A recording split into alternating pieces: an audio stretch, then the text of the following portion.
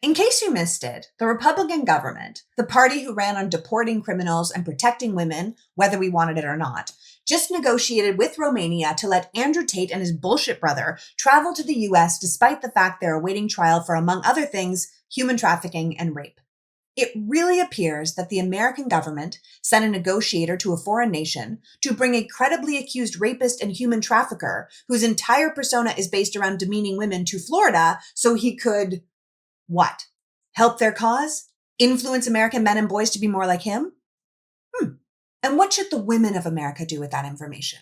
It was apparently not enough to just have an adjudicated rapist as president, a man who mentally abused his wife until she killed herself as Secretary of Health and Human Services, an accused rapist as Secretary of Defense, an accused rapist as a Supreme Court justice, and law after law stripping women of their rights and freedoms. We are now a country that imports rapist influencers on the taxpayer's dime to make the country great again.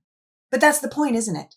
These men in charge of the nation truly believed that America was great when women knew their place, when we shut up and made sandwiches, when our bodies were used for labor and birth and pleasure, but they didn't have to worry about what we thought or what we needed or what we could offer to society.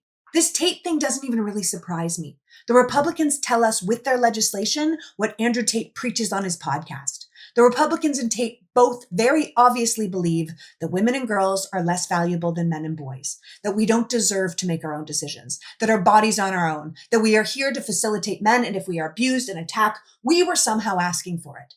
Our president himself showed us twice that a stupid, small-minded, whining, violent criminal man is still better than the smartest, most educated, most prepared woman. That if women don't give you what you want, you should take what you want. And if we get what you think you deserve, we'll just call it DEI and you can take it back. If you're a man who does bad things, the Republicans of America will have your back.